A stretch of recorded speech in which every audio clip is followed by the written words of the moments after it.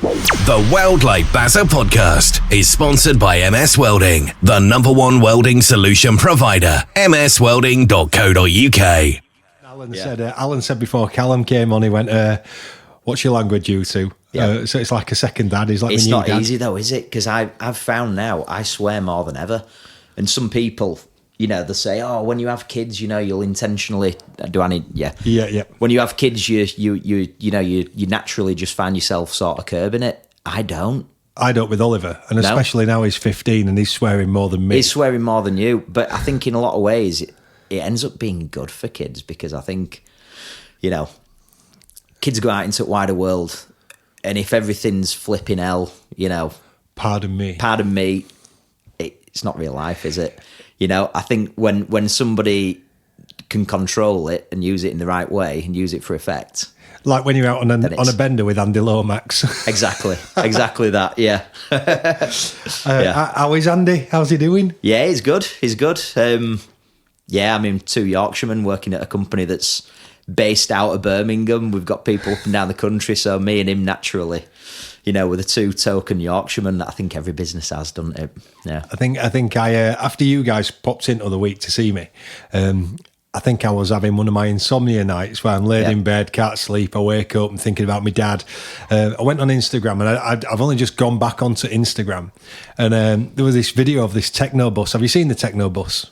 No. So I think it's European. It's somewhere in Europe, and it's like a proper bus, like a school bus, like you get to school, or like one that you get from Morley to Dewsbury on, right? Yep. Proper bus, proper Arriva bus or whatever.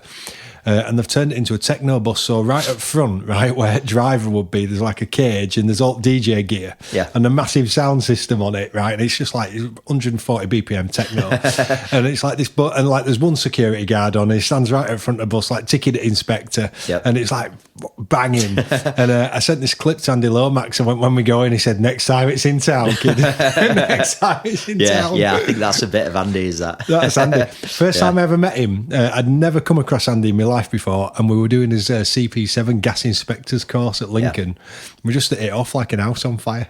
He's that kind of lad. He's a top lad, isn't he? I met him when I was working for GYS, and never met the bloke before, never heard of him before, and to be honest, we've ended up being really good mates now. Because Andy worked at GYS as well, didn't he? He did. Engineer, so he was running the service department, and I was working as a demonstrator up and down the country, demonstrating welding equipment. And was that your first demonstrator's job at GYS? Yeah. So I did 2 years at GYS, and then opportunity came along for BÖHLER. And so let's take it right back. Yep. On the podcast, we've spoke loads about the youth, getting people back onto pulling triggers and welding again. Yep. We spoke about that, and we spoke about who's young in the industry, who's really standing out, who's old in the industry, and who's got the wise words. One of the names that comes up really, really often of being one of the youth, but one of the very good youths in the industry is yourself. Right. One of the other ones is Callum at EWM. Yep. I've met Callum. Really good guy. Callum actually sends his regards. He said, I've got to say hello to you. We were going to try and get you to wear an EWM jacket for the whole podcast. Step too far, that, mate. Yeah. But we've got you in front of an EWM picture, so that's all right. And you've got me with the EWM cup, so, you know. So, I've got that. I've got that bit in. So you guys come up. Johnny comes up as well from EWM, but he's very behind the scenes. Is Johnny? He's not very forefront. He's very good at what he does, and I think he keeps himself to himself. Yep. I want to take it back. I think you're the youngest in the industry that I've known for the longest amount of time. Yeah. Piped Services, Bernard Bastow. I was thinking about it when I was driving up. So tell me how it all started. So for me, it wasn't a sort of straight line path into the industry. I didn't leave school thinking to myself, I want to be a welder. It's what I've always thought of doing. Okay. I actually, so when I first started, let's take it back like you say.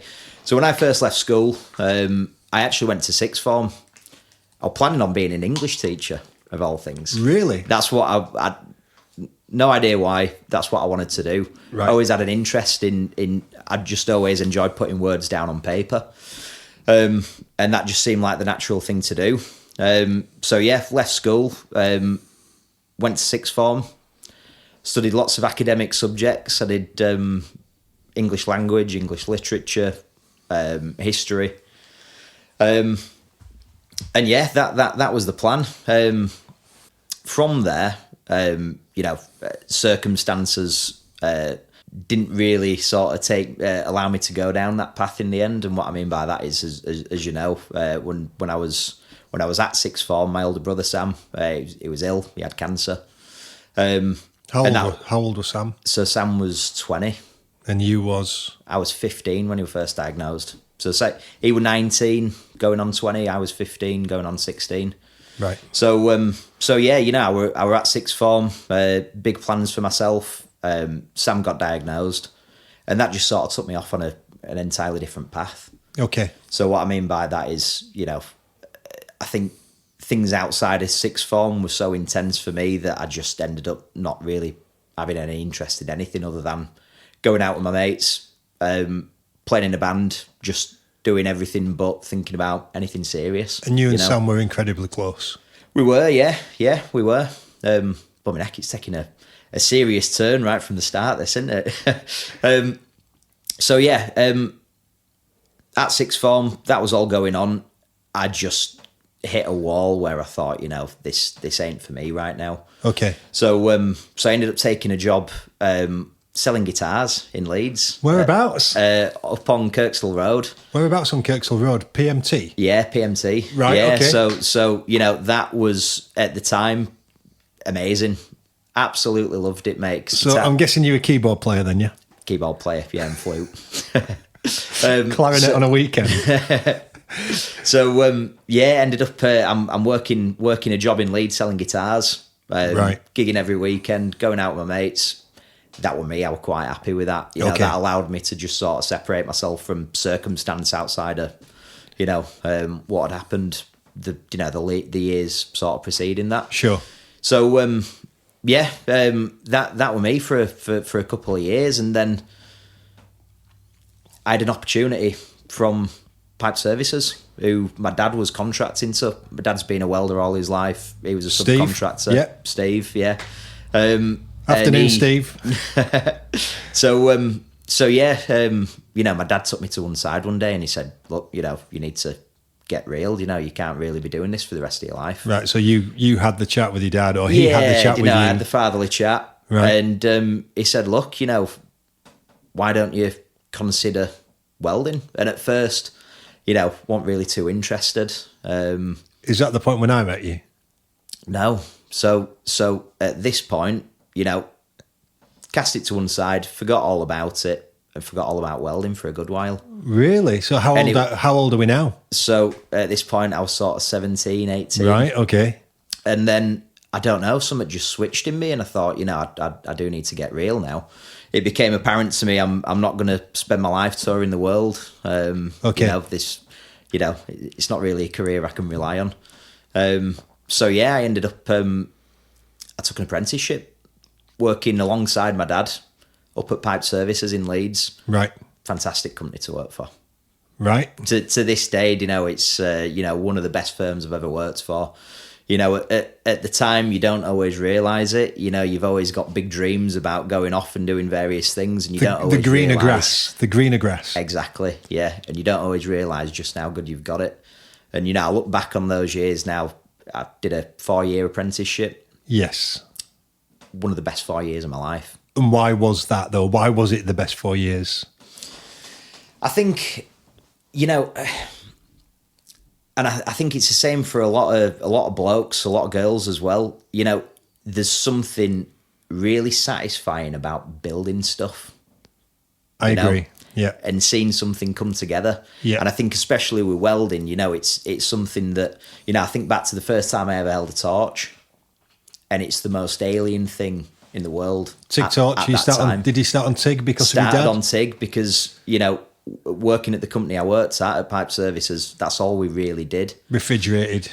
Yeah, so it was stainless, carbon steel, mostly TIG, bit of MIG welding, bit of stick welding, but primarily TIG. And I think, building that skill set and then using that skill set to build stuff. We built everything that every aspect of the jobs that we took on, we'd make from scratch. Even pipe cutting machines, even Bernard's very own pipe cutting machine. Yeah, so the bloke that I worked for, Bernard, he had a second company called Prep-Right that made pipe cutting and beveling equipment. Yeah. So as an apprentice, I'd even spend time, even though it was primarily pipe work we were doing, I had experience doing sheet metal work, doing all sorts of different things, fitting work, drilling out and tapping holes, just general engineering. And I think that brings with it a satisfaction that not a lot of jobs do. I think it gives you a very strong I can do mentality. Exactly that. But it's learnt, so it's not driven into you. You actually learn that you have a I can do attitude. Yep. And it takes you back to the kids with the Lego sets, doesn't it? Dad, do you want to? And Dad takes over, doesn't he? Yep. Dad builds the Lego. I'll show you how to do this. But if you let the kids build it with the Lego, ultimately they establish their very own I can do attitude. Yeah. And I think that's what's really good about, especially in our job and our industry, and especially how I think things may go over the next couple of years. Yeah. I think it's essential. I think it's an essential male attribute. And I think it's something that's been sort of dulled down over the generations. I think, as technology's developed, people spend more time on computers, more time on phones. And I think that it's a skill set and an ability that people have forgotten about in a lot of ways. Yeah, completely. But I think I also think that's changing now. I think it's a generational issue in that so many kids have now left school over the years. Can't do anything. They've got no practical ability. No. No practical skill set. People buying houses, they can't do any DIY at home. I want a new kitchen. Dad, can you come and fit me a new kitchen? Dad, or they pay somebody else to come and do it. Sure. Yep. And I think that's something that's changing now. People are wanting to do more themselves. Yep. And I think since the pandemic, once people realised that we relied an awful lot on things being brought in, that has also been looked at upon everything, hasn't it? So I've got a friend who grows all their own veg. Big Ollie, my best mate, Maya, his wife, grows everything. So they've got like various greenhouses, everything's grown. They want to grow their own stuff. They don't want to be reliant on co-op's delivery. Okay. Yeah. But I think also people realise in the pandemic that if you need something doing and a plumber's not allowed in your house, you're going to have to know how to do it yourself. Yeah. I'm really, really fortunate, as from this conversation, it sounds like you are too, that we've been given these skill sets. My dad helped me rewire my very first house, and he was like, this is how we're going to do it. And let's be honest, knowing your dad and knowing you. Right. I feel sorry for any electrician that come into your house and take on that job. a couple of years before he passed away, he actually employed somebody to come and do the electrical test on the unit. Yeah. He said, I haven't got time to do it this year, and I want to get somebody else in who's meant to be a professional. Yeah. They came in, they were like, well, they're an absolute shower of shite, weren't they? They didn't do that right. They didn't do this. They didn't know how to do that. It's blown end off my meter. And it was funny listening to me dad. And then I bought a house with my ex, and I said, right, this is how I'm going to rewire it. And he was like, that's a really good idea.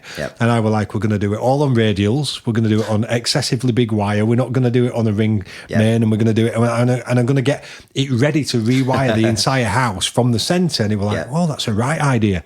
And he came in, he did all my testing off before we actually got it tested off and signed off.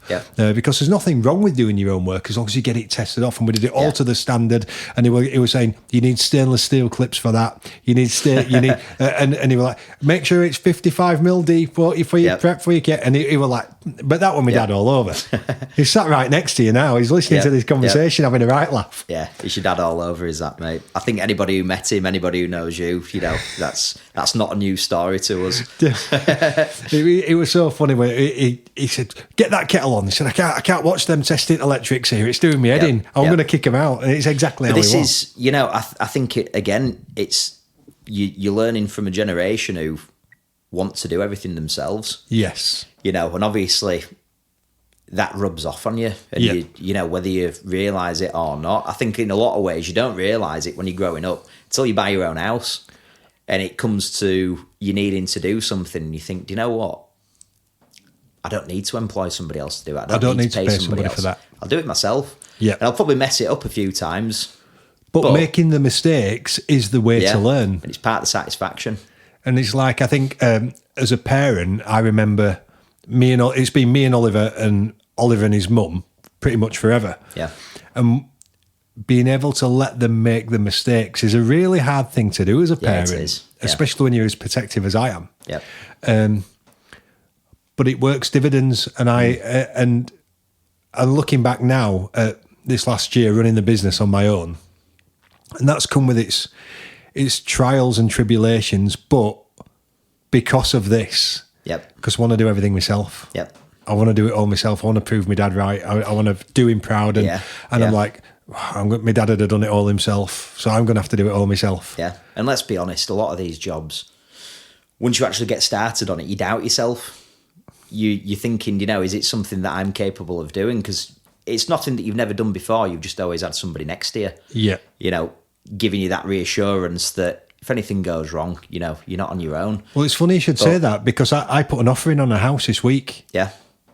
I'd have spoke about it extensively with my dad before. I'm in pieces before putting the offer in. I had to phone Simon, my mate from SWP. I'm like, do I even put an offer in on this? Yeah. So is this the right thing to do? And he had to give me a proper dad talk. Yeah. Because I'd have had that conversation for like 3 days with my dad before I'd put that offer in. Yeah. And he ain't here. And that's shit. That's a tough one. I can only imagine, mate. Yeah. But back to where we started. But I think it's something that, you know, it's part of growing up, you know, and what I mean by that is, you know, you doubt yourself sometimes and you're wondering if it's the right thing to do, and you think that other people, naturally you assume that other people around you just know whether something's the right thing to do or not. Yeah. And you realise, don't you, that nobody really has an idea. We're all winging it in some shape or form, and you've just got to follow your gut instinct, you know? I thought about winging it other night when I nearly set that Moser in back room on fire with a gallon of petrol and a match. I'm like, I am winging this. Yeah. So apprenticeship, 4 years, Bernard. Yeah, so I... building stuff with your dad, building stuff with Bernard and Bernard's brother, Charlie. Yeah. So Bernard had his... So funnily enough, Charlie wasn't his brother. I think Charlie just worked with him for so long that... My dad thought that Charlie were Bernard's brother. No. So Bernard's brother, I only met him a couple of times, Sean. He did work with Bernard quite often, but I can't say that I knew him all that well. Right. But Charlie, on the other hand, you know, I think he'd been there from the start. But that's what I really, part of what I really enjoyed about working for such a small company. You know, there was pipe fitting and welding company. You know, there were maybe 10 of us in total. Maybe 15 at the peak. At the peak. And he got some big jobs, did Bernard? Had some big jobs, yeah. He definitely knew how to wing it. And I think that in many ways that's why I really enjoyed it, because you know, it was a case of everybody getting stuck in. And, you know, you'll see in this industry there's always been a big thing about, you know, one man, one job. You know, you'll see people talk about if you're a welder, you don't get involved in the pipe fitting and vice versa. If you're a fitter, you don't touch your welding machine. Exactly that, you know. And we never had the resource to be able to use that mindset, you know. So it were a case of, you know, one day you'd be welding, one day you'd be pipe fitting. You know, we'd be building pipe bridges. The next day we'd be drilling concrete and fitting them, everything. And I really enjoyed that, you know. And it gave me such a good grounding then when I left, finished my apprenticeship. And as you do, you know, you think that the grass is always greener. So, you know, I moved on, went to work for some different companies, and it gave me such a good grounding. Even to this day now, you know, I learned so much. And I think that's what a lot of people miss when they think about serving an apprenticeship. You know, they think it's a period of time that you've got to work on low pay, you know, and it's going to be boring and things only happen when you finish that time. For me, I thought it was the other way around, you know, the apprenticeship, you know, it benefits you in so many different ways. You know, outside of work as well as work, you know, it's, but as I say, I think that it's something that's changing in the industry now. Yes. You know, we visit so many companies now that are actually going old school now, and rather than trying to outsource the training to a third party, they're bringing it in-house. Yes. They're opening up their own training schools. They're employing people that have been there and done the job before to teach these young lads. Not just young lads, obviously. We're seeing more and more girls in the industry now, which can only be a benefit. I agree. You know, and, you know, I think that's going to be the key. I think it's companies taking the responsibility themselves and saying, let's not entrust this to somebody else. Let's do it. And let's train these people to do the job that we need them to do. And I think about the people that I learnt from on my apprenticeship. They probably didn't have books and books and books of teaching qualifications, but they had years and years and years and years of experience of being in the tool room or being in the workshop. Yep. And that's what's missing. And that's something that I've picked up on, that in some of these training centres that are being built, I'd say over the past 20 years, and not all of them, but some of them, like I've said, the guys running the courses was just the guy who could do a little bit of welding better than everybody else and took on the job. And I look at that and think, is that an actual inspiration? Yeah. The inspiration comes from the people like I had, where the guy already ready for retirement, teaching you about the blue touch paper and touching off when you were doing your first mill, your first cut, and setting your speeds and feeds. But more importantly than all that stuff, how to clean your stuff down before you put it all away, before you went home in a night. Yeah, just basic good practice, which is part of being a good tradesman. Yeah. You know? Clean your tools up. Make sure you've got everything. Yeah, take some pride in your environment, you know? And I think you can see when we go out to visit different customers and you see the older boys that are working in some of these fab shops, they've got ways of working that you just don't recognise in the younger guys because they've been taught from a very young age a lot of the old school mentalities, you know, about being in the trade. But again, we're starting to see that come back round. I think it's going full circle, which is, to me, it's fantastic to see, because we've spent so long now in the welding industry, you know, having this conversation about this shortage of welders, shortage of skilled guys. You know, so you're seeing that as well. It's not just like people at Fronius and EWM. You're seeing that in the areas that and the sectors that you're working in too. Up and down the country. And what's also interesting is when I speak to my colleagues who are over in Europe, over in the Middle East, everybody's having the same. Everybody's even in witnessing, the Middle East. Yeah. Right. Which is when obviously a lot of these companies have got to start drawing the labour from other areas again. Yeah. You know, so I think that the issues when we talk about a shortage in skilled labour, it's not a local issue. It's not something that's just in the UK. You know, it's not just in Europe. It's global. It's funny because I was listening to BBC. They had a bit of a debate last night. I think there was 4 of them on there. Yeah. And that's something that Labour was speaking quite highly about, the skill set. Yeah. And I've not heard anybody else. I'm not going political, but I've not heard anybody else speak about it like they did. And they were like, there's a skill shortage from everywhere, from absolutely everywhere, from the construction to our manufacture. There's a massive skill shortage, and it is big.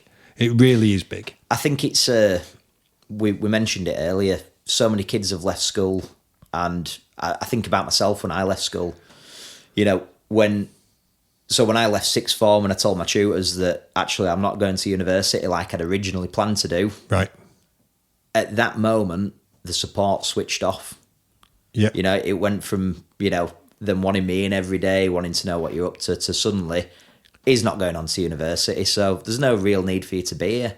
And at that point, you let loose and you think, well, you know, how many kids are leaving school in that situation where they've got no idea what they want to do with their lives? Mum and dad's too busy putting food on the table. Exactly. You know, and the kids are already at that age where they're an adult. They don't really want to listen to mum and dad that much. That's it. Yeah. And that's a natural progression. And I think that, you know, for that reason, apprenticeships have got to be offered as, you know, not a sort of a second choice if you don't want to go down an academic route. I think it's got to be offered as a first an choice. Option that's going to pay you good money. It's going to learn you good skill sets. And let's be honest, I think it's the same for most people who serve an apprenticeship, especially when you're young, you know, and you're at that time of your life. Your apprenticeship, it's some of the best years of your life. Yeah, my one of my tech colleges, my dad sent me to two. You know what my dad were like, so we're going to get value for money. So one day I were in Leeds City Centre, and one day I were down on Dewsbury Road, and that were great because we used to go to Broadway pub and have a pint on a night. Yeah, that's it. Yeah, and we used to go Thursday nights. Feel like a man. Yeah, it was great. Yeah, and then I ended up at East Street when I did my electrical. I were at East Street in their flats now. So what was East Street College? Their flats. So we'd nip across to. What's Cathedral? The church at bottom of Leeds. I can't remember it. Right down near I'm Coles. not a Leeds lad, so I couldn't tell you. Just the other side of the road, there's a pub there. We used to go in there and have a couple of pints on as dinner. You know, don't come back pissed is what they'd say to you. Yeah. And everybody strolled in after Everyone strolls in, and then an hour later, you're all napping. Yeah. But I still passed with the highest possible grades I could. I enjoyed being there. Yep. And I think we recently attended a parents' evening at school with Oliver, and although apprenticeships were spoke about, and they did speak about it, it's not something that I saw all the parents in the room nodding their head at, and that sank a little bit. Yep. It was all about, let's get you on for higher education. You're going to do a T level, or you're going to do an A level or the equivalent or whatever. Or we're going to get you into another 2 years of learning so you can go to uni. They didn't, and they said, although an apprenticeship's an option, not many people go down that path, and that were categorically said. And that made me sink a little bit, because I just thought, especially looking at some of Oliver's mates, I just think some of these kids have probably got a really good skill set. You know, Jim... That they're not aware of. Yeah, and they're never going to be. Jim's dad, he's a machinist. He works at Sulz's. They built a pub in the garden through lockdown, like a lot of people did. But Jimmy's obviously got a skill set where he really enjoyed building this pub with his dad. That is already a skill set that can be applied to an apprenticeship, to a job. You know, it doesn't mean he can slack off. Oliver keeps on giving him a telling off. You need to do some revision, Jimmy. But ultimately, it's these skill sets. And I kind of look at Jimmy and his dad and think, well done. Do you know what I mean? And getting Oliver in here, I made him help me do the sign. He's going to come in and start earning some pocket money. He's not interested in MS Welding. He wants to be a fighter, but it might not be something he's interested in right now, but it's something that it maybe comes later in life. I mean, you know, I can only take myself as an example. I grew up being that kid that was always stood next to my dad, passing him tools, wanting to know what he were doing, and that obviously you hit an age where you discover other things. Let's just say, you know. And obviously what age was that for you? Because I were a late starter. Sort of 13, 14. Wow, yeah. Okay. You know, although I were interested, I didn't really I didn't really sow any seeds until I was much older than that. But you know, it's the same story though. You know, it maybe takes a back seat until you then, you know, you get to a point in your life where you do start thinking about what you want to do with yourself. Changing the battery with your dad on the car. Yeah. I remember doing that. And I think it's something, Oliver's never changed the battery on the van. No. You know, I've got to be honest, it's not something that I've ever done. Right, and my dad riles me for it. Really? Yeah, you know, changing a tyre. How many RAC sort of and AA cars do you see at the side of the road changing this is it, you know, a bloke's tyre? Maybe I'm part of the problem, mate. Right, okay. You know, but... we'll address that later. You know, but you know, the point that I'm trying to make, I guess, is that, you know, it's circumstance, you know, and I think that it's a case of trying to make the resource available when people hit that time where in the life where they think, maybe I do want to learn a skill set. Yep. Where it's easy for them to access it. I agree. You know, it's the best thing that I ever did with my life. Amazing. I can honestly say that, you know, and it sounds a bit lame saying that, but, you know, I look back at everything that I've got in my life now, and it all stems back to serving that apprenticeship and learning that skill. You know, all the mates that I've made along the way, the satisfaction I've had out of doing the job that I do now, and, you know, all the jobs that I've done previously. So you left Bernard. Yep. Where did you go after that? So I went to work at One Subsea, or Cameron's in Leeds. Okay, and you were there for how long? About a year. Working under who? Who did you work under? Various people. So that was like a big turnaround for me, because I went from working for an independent privately owned company, 10, 15 of us at the max. Right. To suddenly working in a fab shop where you had, I bet, 500-600 people on the shop floor. Right. Probably the same again in the offices. And again, it was an eye opener for me, because you realise that, you know, there's a big wide world out there, and some of the opportunities that you can sort of experience and that you have access to by getting out there. And what kind of projects did you work on at Cameron's? So at Cameron's, it was all subsea Christmas trees, we called them. Yep. So the Christmas trees are the big valve that essentially sits on the well subsea. It's what controls the flow of oil and everything else that comes up. Yeah.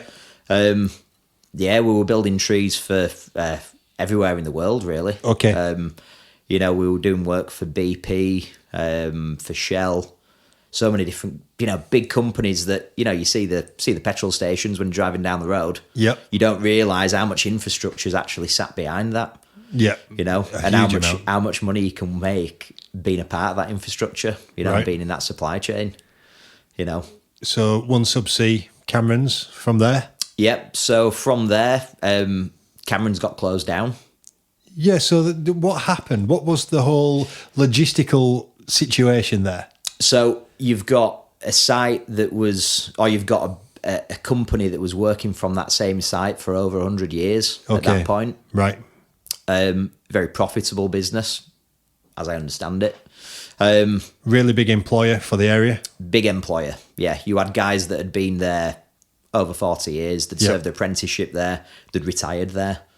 And there was a big decision made abroad. I don't believe it was taken in the UK for them to consolidate the business.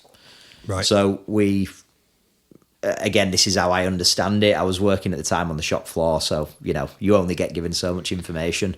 But this employer with over 1,000 people on site, building really high, highly specified, really good quality products. Yeah. It was closed down overnight.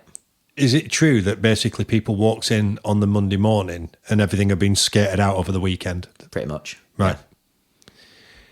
So that left you where? So that left me with a bit of egg on my face, really. And what I mean by that is, you always think the grass is greener.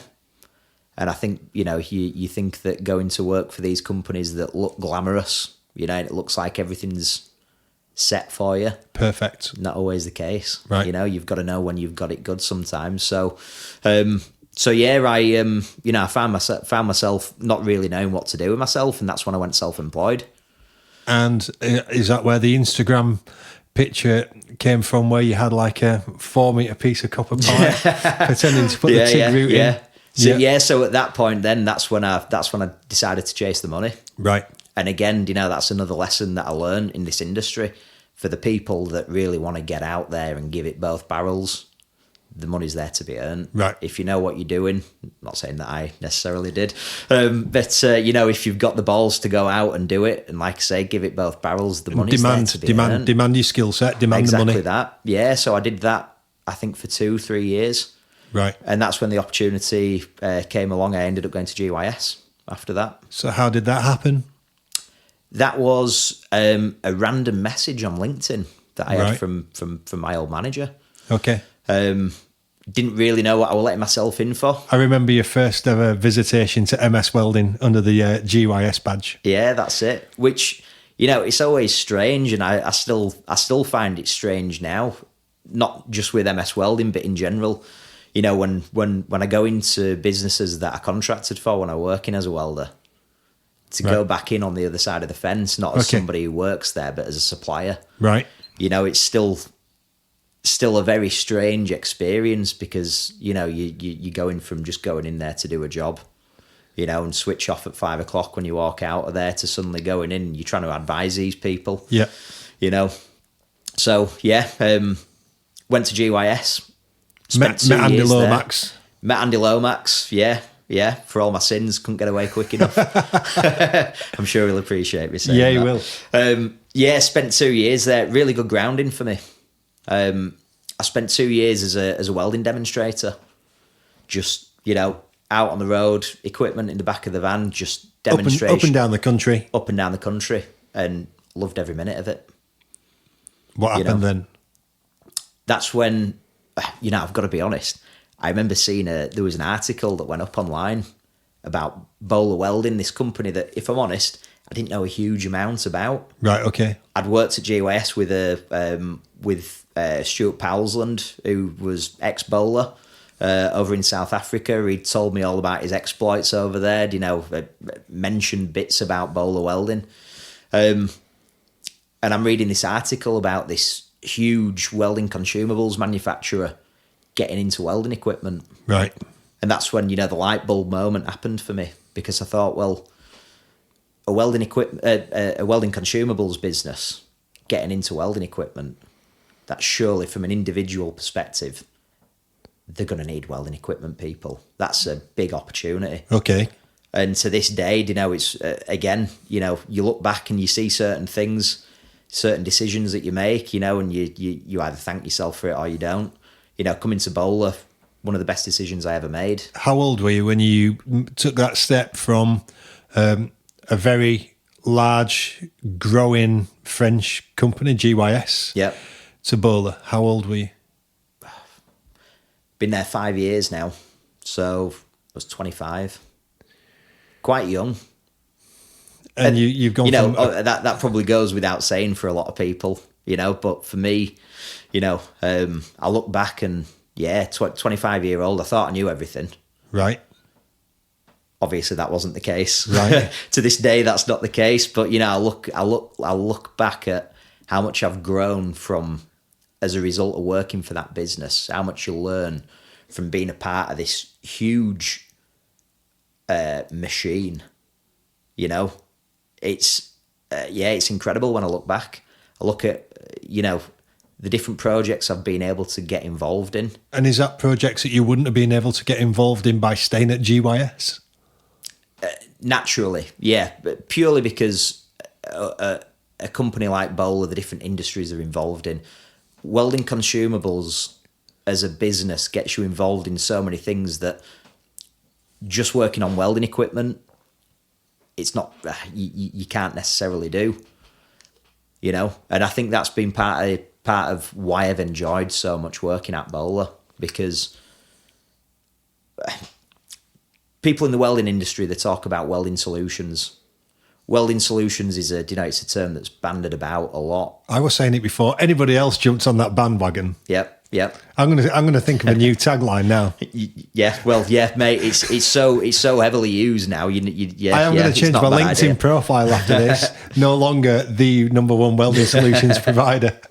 But you know that term is used so often now. You know, and when I really look at what we do at BÖHLER, you know, I don't think there's many companies out there that really sort of bring it together in the way that we do now. And right. I think from a personal perspective, that's been such a big learning curve for me, because, as I say, it's got me involved in so many different projects. So what kind of industries have you worked in the last 5 years that you hadn't had the opportunity to work in up until that point? Previous to that, you know, so I look at some of the customers that we've managed to get into. You know, you look at aerospace customers. Right.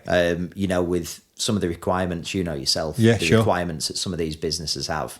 Yeah. You know, from the welding is just, it blows your mind, you know, the detail. So what aerospace companies have you managed to get into? Are you allowed to say?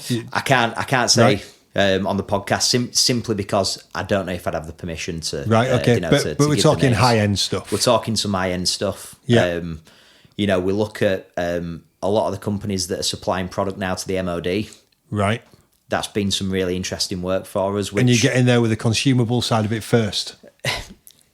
One or the other. Okay. Yeah, sometimes it's been the equipment that's given us the opportunity for the consumables, and then vice versa as well. Nice. But, you know, as I say, I'm talking about this from a personal perspective at the moment. Yes. Because, you know, for me as a young lad in the industry, the more opportunities I can have to get in and see these customers and see what they're doing, a lot of the time, you're not advising them on how best to carry out a project, because, you know, how can you?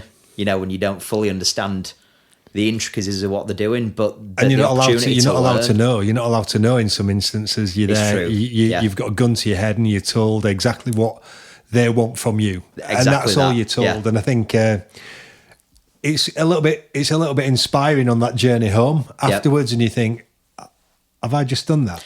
Yeah, you've been exposed to a world that you didn't really know doesn't existed. Exist. Doesn't exist. Exactly. And once you leave the gatehouse, it doesn't exist anyway. Exactly. Yeah. And it's so segmented. You find out a little bit about what you need to know, and that's it. And that's it. Yeah. But that is the beauty of it. You know, I'm sure some people will laugh when they hear this, but you talk about, you know, how interesting the industry is, the welding industry.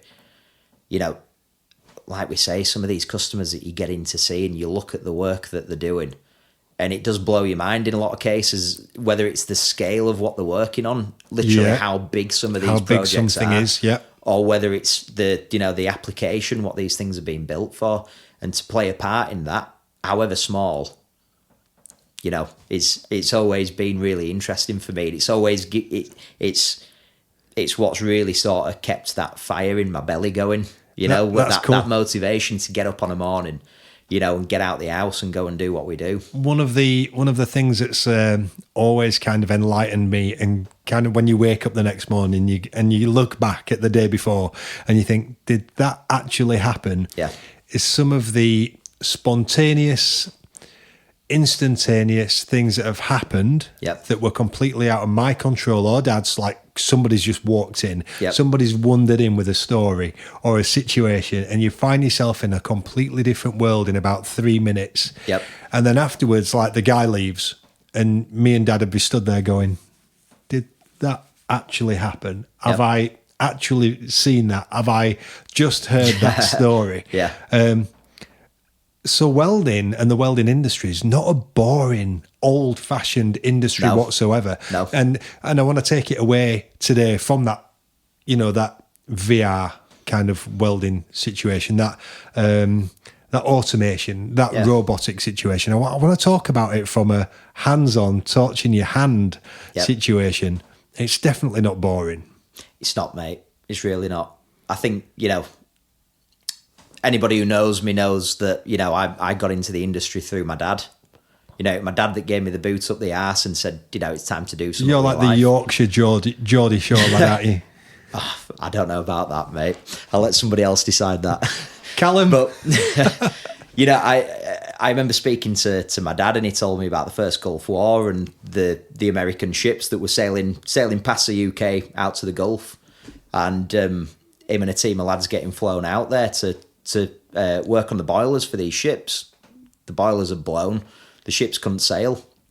You know, and he's telling me these stories about, you know, going down into the boiler rooms, into the plant rooms, walking past rows and rows of tanks, A-10, fighter jets, that sort of thing, you know, and stuff like that. You know, it sort of ignites your imagination a bit, doesn't it? You know, and it gives you that inspiration. And it's as I say, you know, I'm sure a lot of people will think how lame to think that the welding industry is so interesting, but I think when you really get involved in it and you see, you know, how many applications welding sort of gets you involved in, it's not for everybody, but for those of us that are in it, I think there's more and more females coming into the industry. I think something that's held just I was thinking about the podcast today and a few things that I wanted to kind of bring to light.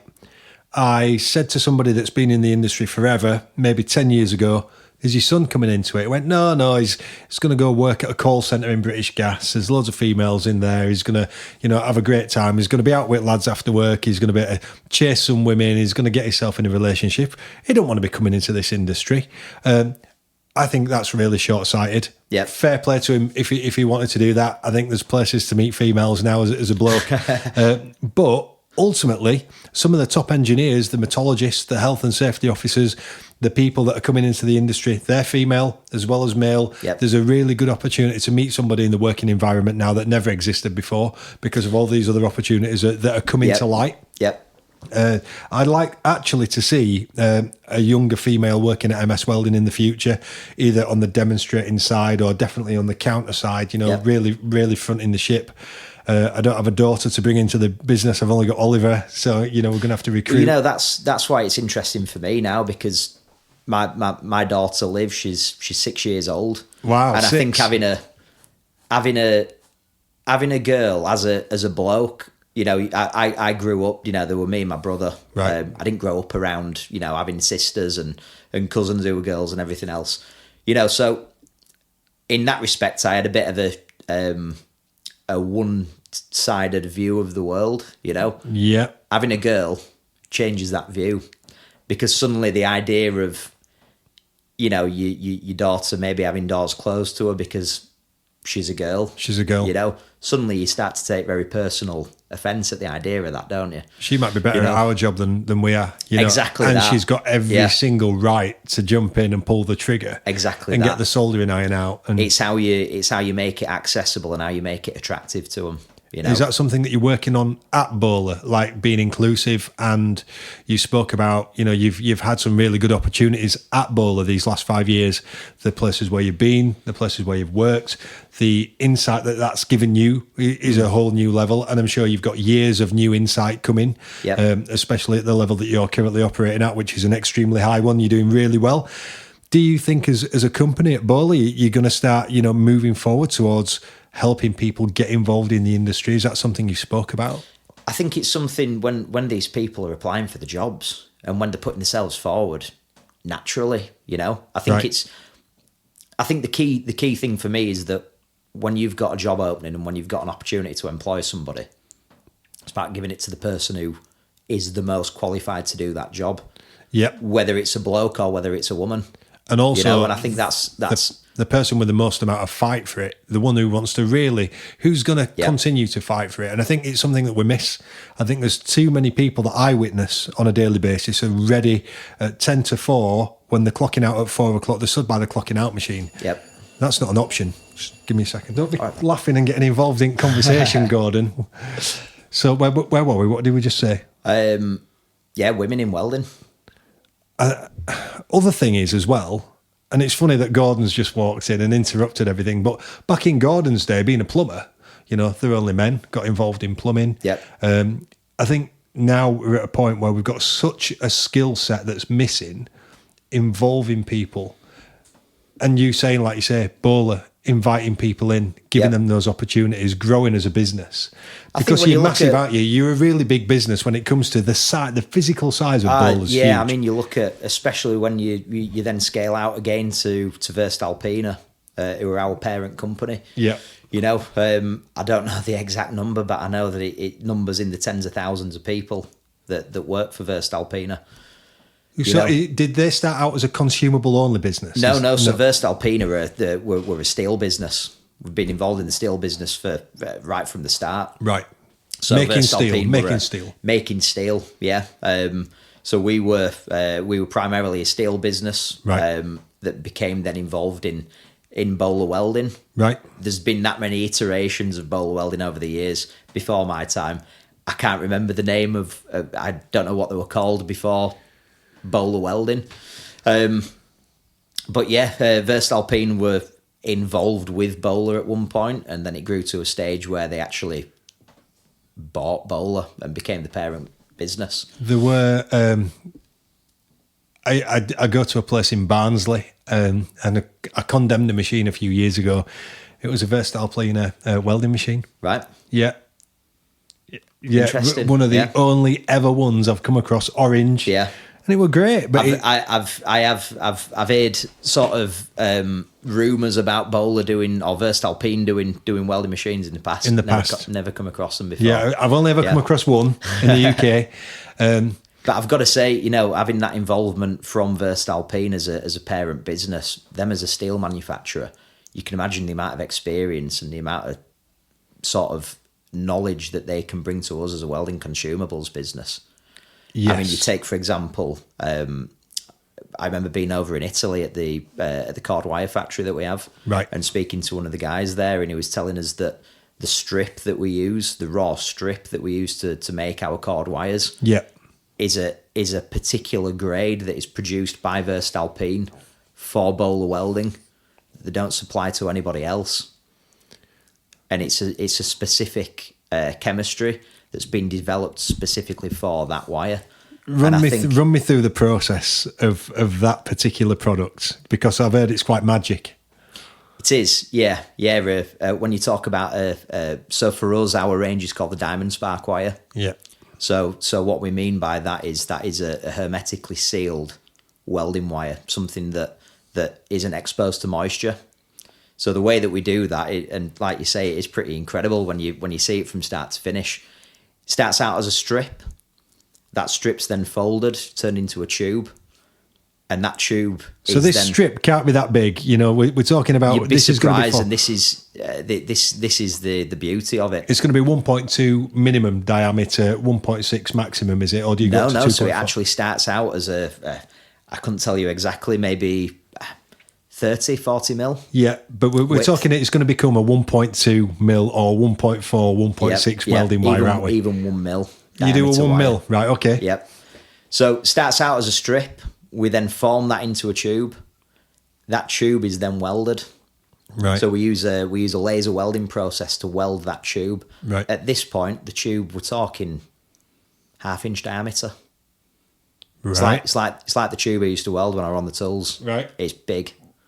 And from that point, then that's when we fill it with a flux, or with the powder that turns it into a metal cord wire rather than a flux cord wire. And it's at that point then that we actually vibrate the filling into the wire. Right, and that's so we don't get pockets, we don't get gaps. That's so that you don't get pockets, yeah. And this is where, you know, when people talk about the quality of different wires, this is where wires really start to differentiate themselves. Okay. So we can guarantee that 100% of our wire is being X-rayed. So as it leaves the do you factory. X-ray it in process? In process. Okay. So the moment that X-ray detects a pocket, Stop. emergency stop. Yep. Cut it. Find out why that's happened. Have we got a problem in the machine? Fix the issue. Carry on.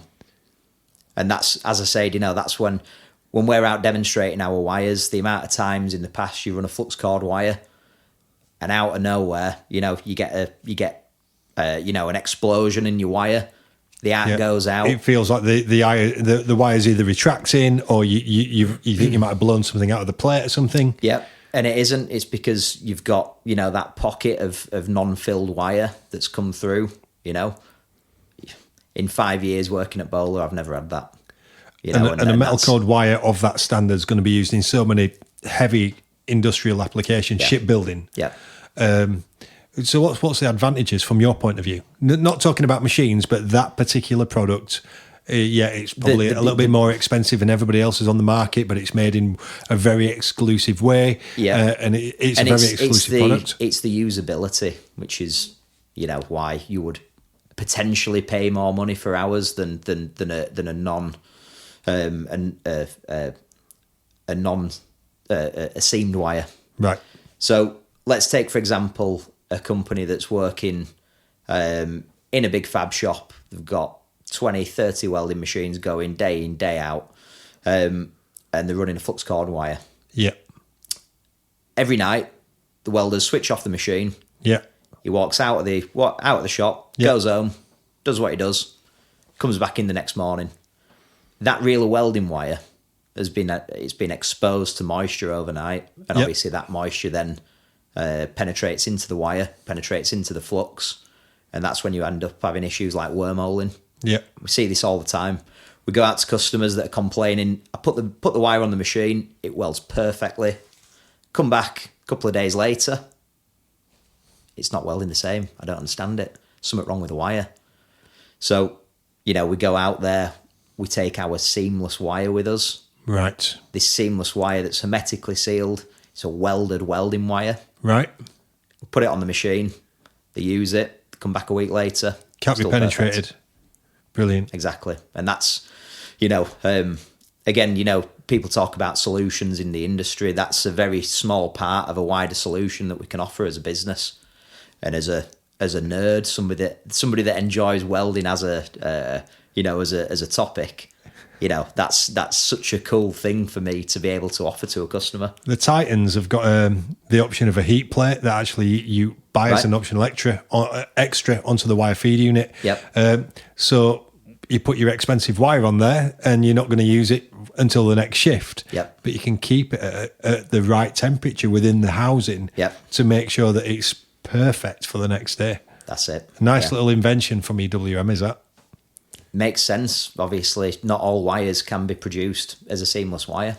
So, this is it. You talk about solutions. Do you remember Ollie? Sadly passed away a few years ago. I know Ollie really well. Ollie, the best welder in the world ever. We worked together for a good few years. Did. So, I knew Ollie really well. He invented a bag with a heating element in, didn't he? Yeah, I remember that. Did anything ever happen with it? Ollie being Ollie, I think he gave it so much attention and then his focus moved on to something else. Bless him. Probably bought a new car or something and forgot all about it. But he had this great idea about having this bag. Yeah. It was like a record bag. Yeah, I remember it. Yeah, I remember the prototypes that he had produced in bringing them into work. So we were trying to get businesses to buy it. I think he were trying to get wherever we were working at the time to invest in a couple of bags. I remember you'd phone Ollie and he'd go, Ollie, best welder in the world ever. I'm currently just doing a weld, so I can't answer the phone. Yep. Leave a message. Bless him. Is one of the most divisive blokes that I've ever met. From a work perspective, he knew that he was good. He were, cracking lad, really good at what he did. But it were only when you met him and you knew him in person that you really understood just what a good guy he was, what a brilliant bloke he was. Do you reckon speak to anybody who actually worked alongside him, putting aside all the, the comedy that used to happen online on LinkedIn, you speak to anybody that actually worked alongside the guy, fantastic bloke. Do anything for anybody. Do you reckon he's having a sandwich and a cup of tea with my dad? Without a doubt. You reckon, yeah. Yeah, I'd be interested to know who's got command of that conversation, because I think both of them liked a good chat, didn't they? They'll be talking about what welding machine's best. Yep. And who's done what. They probably get on really well now. Yeah. Now they're up there looking down on us. Yeah. Bless him. Because he was young, wasn't he? He was young, a young guy, yeah. Yeah, I think he was mid-30s when he died. Yeah, really young. Yeah. But I think ultimately, looking at where you've come from, in a very short period of time, working for such a global institution on such a high level. So what's next? Where are we taking things next? Mate, I've got 2 kids, a mortgage, a lot of stress. For now, I honestly... so what's in line at work, though? What's going on at work? So, when you look at where BÖHLER are as a welding manufacturer, we're 5 years into machines, really seriously offering welding equipment as part of our portfolio. Is that 5 years already? 5 years. Are they basically now? Sorry to interrupt, but are they Selco machines in blue, or is it a new machine? It's one of those misconceptions that you hear again banded about on the market. Welding industry is great for its own rumours. Yeah. When I first started at BÖHLER, my line manager for Northwest Europe, Enrico, he's the son of the founder of Selco. Okay. So you can imagine, some of the stories it can tell you, about running a business like that, but some of the experience that you can learn from people in that situation as well. You look at BÖHLER as a company, the amount of experience and knowledge we've got in the business, primarily from a consumables perspective, sure. But in general, welding experience, you can imagine what happens when you combine the two. Yeah. When BÖHLER start to inject that experience. And again, that's where it's been interesting for me, because when we talk about solutions, when we walk into a customer that's either taking on a new project, they're having an issue with an existing project, and they ask us to help them solve that problem. Being a solutions provider, yeah. You look at the different directions that we can come at it from, whether it's the wire, whether it's the machine, whether it's the process, whether it's an amalgamation of all of it, into one, So all this aside of what you can offer, Yep. And you're working with these machines now, which you're thoroughly involved with. Yep. Do you remember your first ever true synergic machine that you had to go with? I do, mate. Can you just tell me what colour it was? It was, I can tell you exactly what model it was. Right, go on then, tell me. It was an EWM Alpha Q 350. 330. 330. 330. Yeah. Compact. Yeah, I remember it well. Who what porky little demonstrator that brought that out to you? I can't remember his name. Yeah, I've forgotten, mate. So at that point, you'd only really done TIG welding. Yep. And then you made that transition. And what were your thoughts at that point? I remember a comment, and it stays really clear. You know, it's the same. I had the same mindset as what we now experience with our own customers, as I experience with customers. Tell me now. what you said to me, because you were a kid. You were a kid, and I wasn't much Honestly, older. mate, I can't remember. Are these a bit of a gimmick? These machines. There's a lot of people say that these machines are a little bit of a gimmick. Yeah. And that's exactly what you said. It doesn't surprise me. And now, yeah, working with global company, it's a symptom of what we see all the time in the industry, which is that people are scared to change. Yes, people want to see change, but they're scared to change themselves and to be a part of that change. You know, I think this new generation of people that hopefully people like myself, you, Andy. Callum, EWM, people at Fronius, all the big players. When we get the younger generation in, the one thing that we're not going to see in the future is that conversation and that mindset, because they're going to be straight in at the very top end of all the technique. Even the technology now that you buy, the cheaper stuff, synergic and semi-synergic. It's true, yeah. And it's something that welding manufacturers rightly recognise. It's something that they've got to invest in, because... You know, we walk into a customer that's looking at a new welding machine. You're usually given maybe two guys to work with on that demonstration. You might be given the older boy who's been at it a long time, knows what he's doing. John. And then let's call him John. And then you get given his young understudy, you know, the lad who's not been at it a long time, but he's keen as mustard, you know, and he wants to be involved. Frenzo. Let's call him Frenzo. John and Frenzo. Brilliant. You know, and...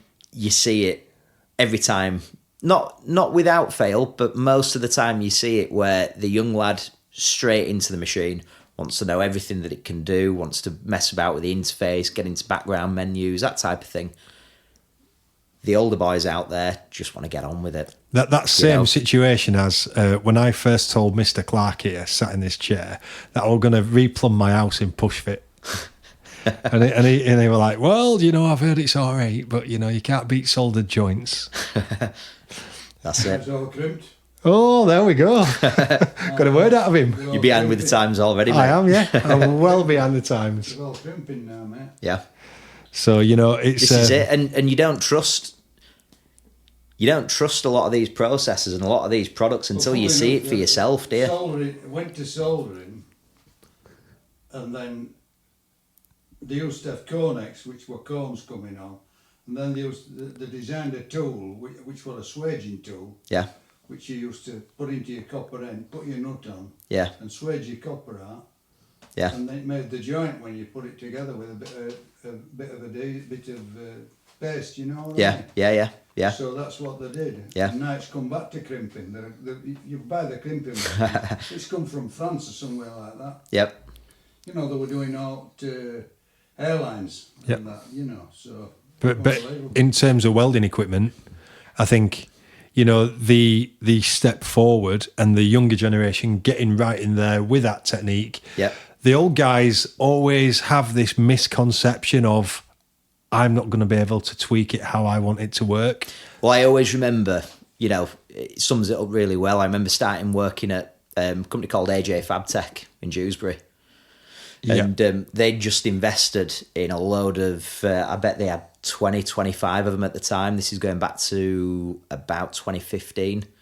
A load of synergic pulse MIGs. Right.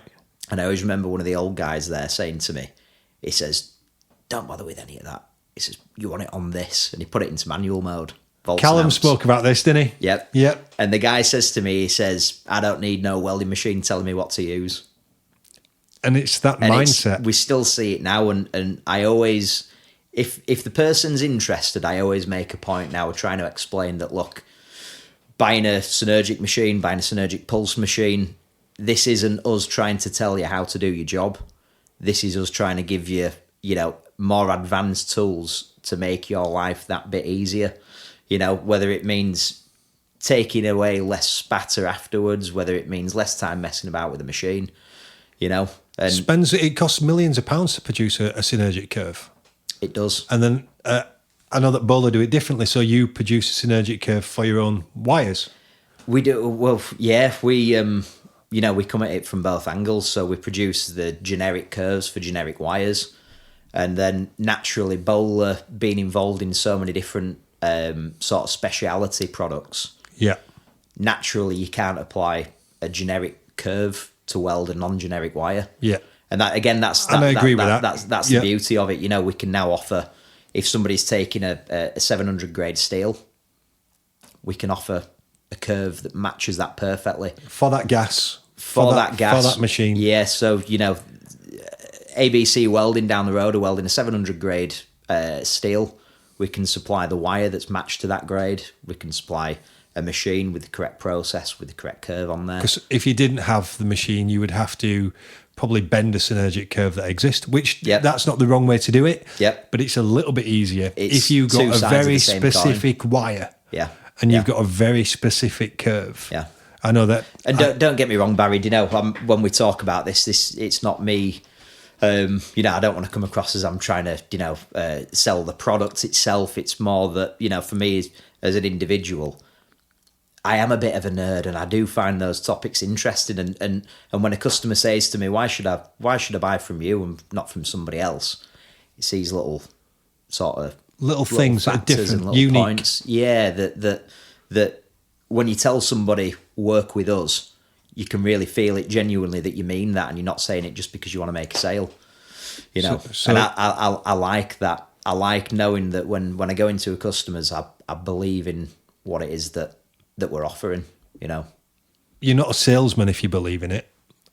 You're there out of honesty. Yep. Chop me in two. You know what it says on both sides. It's true. In you likewise. That doesn't mean that I dislike any BÖHLER products, because that's far from the truth. It's you learn to believe in the stuff that you've had good success with as well. Yep, it's true. And I've had really good success with the products that I back. And that's why people come back to you. Yeah. Because they trust in what you tell them.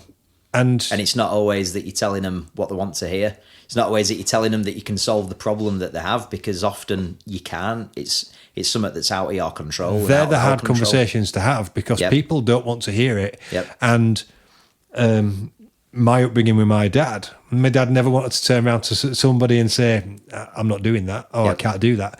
I've had to do it this week." Yep. In the process of nearly setting that Moser on fire with a couple of gallon of petrol and a match and and you've sometimes got to turn around from the level of the business and say, "I am not doing that."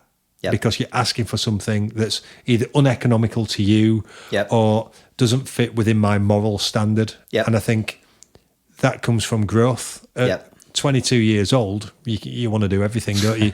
You're not scared of doing it all, and you want to stick the twos up at absolutely everybody. I think it's a mixture of wanting to stick the twos up, but it's also an element of people pleasing as well. You don't want to be that guy that turns around and says no because you think that that's you not doing your job. When you learn as you do the job and as you grow up, and get older and wiser. You want to turn around and say, "Actually, do you know what? I need to be honest with you from my point of view, not yours. I'm not doing it for you. Yeah, I'm really sorry. Take it away." Yeah. And in the long run, you look back, and a lot of the time when you have that gut feeling, it proves to be the right thing to do. You can look back and say, "I did the right thing at the time." There were so many times of a career with my dad when. When machines come in and the engineer in him was the person that made the job stay. The businessman should have said, "Wish I'd never fucking seen this job," and sent it back from there on. And it's that, I've got so much of my dad in me that I still want to. I'm not going to get beat by that. But there's a little bit more Barry that sits on the back foot since he's passed away that says, "Do you know what? I'm already been here 25 hours today, Yep. and there's only 24 in a day. I'm going to have to say no. Yep. But I think it's good that you've finally found your feet, and you've had such a diverse kind of, working from GYS and all the other places before that, landing on your feet at BÖHLER, and the positivity that comes from the conversation is really good to see. Yep. From a petrol head and a metal head. Yep. Favourite band of all time? Favourite band of all time, Motley Crue. Awesome. Do you know what I went Just because it brings everything together, you know what I mean? And I don't think when you're driving down, in summer. Tell me your favourite Motley. Yeah, come on. You've got your sunnies on. Yeah. Window down. Put them on for video. Come on, let's get them on. Let's get the Motley Crue. I wish I'd not brought them in now. You've got your window down. Yeah. Motley Crue blasting. I love it. Does life get better than that? Have you seen No. the Motley Crue tribute band that do the other band at the same time? They come from America. I haven't, mate. No. They played in Bradford a couple of years ago. They were great. Yep. Yeah. Amazing. Yeah. Awesome band. Yeah. This is it, and everyone wants to be in Motley Crue, don't they? Yeah, I want to be in Motley Crue. In fact, Yeah. I'm going to start a Motley Crue tribute right after this. I'm on drums and you're on guitar. Yeah, you might need to buy a wig for it, mate. Yeah, well, you know what? That's unfortunate, isn't it? Yeah. That's the drawback to running your own business. So what car are you running now? I've got a Golf. Diesel or petrol? It's petrol GTI. Oh, nice. And what's your company van? I'm driving a transporter, which I'm on my second now. Right. And I've got to say, I get it. When people talk about transporters being the best vans on the market, without a doubt. Nice. We were when the previous one that I had, I got it when I first started at BÖHLER. When it came up for renewal, my manager at the time, James, he gave me an option. He said, you can go into a car if you want, or stick with a van. Right. And honestly, looking at the cars, on the market versus the van, you just can't beat the transporters, can you? Especially in the line of work that we're in. And it just needs a surfboard on top. I'm working on that. You're working on it. Yeah. What about one for the kids as well, and one for the missus? Let's get Paige surfing. Yep. Yeah, and then we can have like a proper annual welding holiday in Newquay, all of us every single year. Well, instead of golfing, we'll go surfing. Instead of golfing like they all do. They didn't invite me on the 3M golfing day because I can't play golf. We could all go surfing. Yeah, I could. Well, yeah, it depends what you're into, I guess. Yeah, surfing. I can think of things I'd enjoy more than golfing. So yeah, I don't mind we'll work on whacking an balls alternative, really, mate. really hard, like just whack. Yeah, But do you think you'll encourage your kids to come into it, learn a little bit more about 100%. it? Yeah. Going to get a TIG welder for home. I think all you've got to do, well, I've got a van full of equipment, mate, so, I just pull that out when I need it. But I think the key thing is, not to make a big deal about welding in particular, but I think it's about teaching kids as they grow up, that using your hands to build something or fix something is a good thing to do. It's something to enjoy. And it's the feeling afterwards when you look at a project. I remember Gordon helped me with my first ever house. First ever property before he retired. He retired a secret millionaire. I don't tell everybody, but he did. He's just laughing at me there. But it's that standing back with the pride afterwards of doing the job. And it's every job. And a good tradesman, will always stand back. Doesn't matter what you do, stand back from your job afterwards and go, yeah, I'm proud of that. Like all the automation machines that my dad used to build. Yep. When he stood back afterwards, it was, yeah, I'm proud of that. Yeah, and then when he used to send me out and I'd tweak it and get the welds right and go, look at that part. Yep. And he'd say, I build it, Barry finishes it off then, And it's something that, it's got to be embraced, that. I mean, I always remember when I first started on my apprenticeship, that first Christmas, started it sort of that summer. And I remember a load of my mates that I'd been to sixth form with, who'd gone to uni after. They were, up and down the country at different universities, and they all came home for Christmas. I remember going on a night out with them, and you're chatting away, and they asked me what I was doing with myself, assuming either that I'd gone to university or I was doing something else. Right. And I always remember that response I got when I told a couple of them that actually I'm serving an apprenticeship. I've got into welding, which, as somebody that had gone to sixth form and was studying English language, English literature, academic subjects, to turn to those people and say, actually, I've got into welding, it were almost a bit of a joke. That's why your spelling's so good, isn't it, on your text messages? Yeah, well, I put extra effort into it for you, mate. But yeah, that response that I got, I'll never forget. It were almost as if, why would you want to do that? And that's a mindset and it really we need to get over. With me that. Yeah. But again, it's a generational thing, and I think it's something that's often overlooked when you hear about people talking about needing to bring in more apprenticeships, needing to get people into a more practical job. You've got to look at society as a whole. You look at what people glorify and what people see as being successful. Success. I think that's changed over the years, hasn't it? And again, I go back to that point in my life when I was going through my apprenticeship and other people were either going to university or they're in college, whatever. What people glorified at the time is probably a bit different to now. It's not that long ago, but times have changed.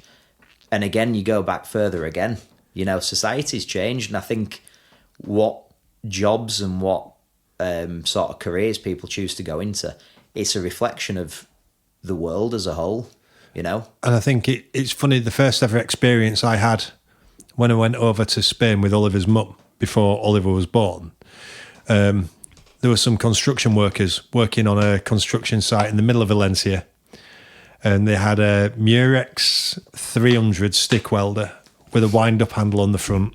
Yep. Hanging from a crane with some cables on at like 45 degrees. And, the Spanish guys are like just laying a couple of rods, getting a little bit of a weld on, making do, getting it done. And for Oliver's mum, I don't think it was an option to have an apprenticeship. I think it was, you're going to go to uni and you're going to be a pharmacist. Yep. And she wanted to be an artist. And now it's a really bad thing to say, but I'm grateful for the fact that me and Oliver's mum are not together. Yep. Because of the fact that we can approach it from both different sides on an even keel. She can put her forward the university side, and I can say, well, look at what I've achieved and what I can do. Ultimately, he's also getting his own insight. Like, what do you want to do? I might just be a fighter. I think I want to fight for money for a bit. He's incredibly capable. Whatever he chooses to do, I think the key thing is, there's no right or wrong decision. Give him the tools, so our ability to be able to fulfill what he wants to do. The gym that he's fighting out of at the minute is going right back to the very beginning. The gym that he's fighting out at the minute is the building where Bernard started. On York Road. Pretty incredible that, isn't it? It's a small world. And I wanted to start off today's conversation with the apprenticeship and where you started. I wanted to bring it right round to how you started there. Well, I know you didn't do any work there, but that's where Bernard Same was. Business. And I remember dropping stuff off to Bernard, and having to phone him because the door was locked. And he'd come out and get the delivery. To meeting you at his other building and spending time, which is where our relationship started. And it's been a great relationship. And then walking into that gym 3 months ago with Oliver, and I'm sat there thinking, it's completely not the same place, but there's something familiar about this. I've been here before. Wasn't a great feeling because I'd spent so much time recently up and down those roads going to the hospital to see Dad. And then it wasn't until my second visit, and I walked in with Oliver, and Oliver's like really keen for it by this time. I don't mind that it leaks in the corner. I don't mind that it smells a bit it's all foisty. character in it. And I'm like, this is where I met Bernard for the very first time. It's cool, mate. It's a good industry and it's got a lot to offer. It has. It and really people has. like you, Callum, Johnny, myself, a little bit older than you, but Andy Lomax, I think we've got a really good industry ahead of us for at least another couple of 20, 30 years. And I think what's important is that, people understand that, being younger guys in the industry, it's something to embrace. And what I mean by that is, new technology, it's something that, you speak to some of the older heads in the industry and they'll say, oh, well, I didn't need that back in my day, and I had an L-Tech and you couldn't change amperage, it stayed at 1 amperage, I just did everything the same. I had to travel faster. I wanted less heat input, I travelled faster. And that's something that naturally, some people glorify, but for me, I had one setting with Tipex. you know, it's something to embrace. You know, we're only going to be young guys in the industry once in our lives for a certain period, and I think during that period, you've got to embrace it. Yeah, you know, and pass as much on to everybody else. Fly the flag for buying into technology. I agree, because it's good for all of us. Do you know we've been recording for 1 hour 22 minutes already? Doesn't surprise me. It's good, mate. Surprise me, mate. I've got to be honest. When you first asked me if I were interested in coming in and doing this, my natural gut instinct is who would want to listen to me speak? Because naturally, that's just the way. That's my inclination, you know. But I've enjoyed it. It's been good. The one good thing from this that I'm taking from it is these conversations. I've kind of said we can't do more than an hour. Now we're going video podcast. It's got to be an hour, and it's just keeping me dad alive in the sense that people came here for the last 37 years and were late for appointments and missed business appointments and were late on school runs because they get involved in conversations with my dad over that counter. And I remember when you used to come and pick stuff up for Bernard and your dad was driving and your dad would have to bip the horn because he'd already been here 30 minutes. You'd come in to pick up a couple of sets that had been in for a service. Yeah. And an hour and a half later, you still stood chatting. Easily done with you and your dad. Yeah. Well, you know, it's been great to have you on. I want you to come back on. That. I love the fact that you came with your glasses, which I'm going to have to go order a pair, because I just want a pair like that now. And, you know, mate, I've got to be honest. People take the mick out of me for it. I think I need to try I'm them just on. used to. I need to just try them on. I carry them with me everywhere. I'm going to have to try these on. These are just like World Like Bazza podcast. Gordon's getting up to go, but yeah, but they actually suit me. They do suit you. Yeah. The World Like Bazza podcast. Thanks a lot, mate. It's been awesome. My pleasure. I'll get you on again. All right, buddy. Sounds good. This is the World Like Bazza podcast.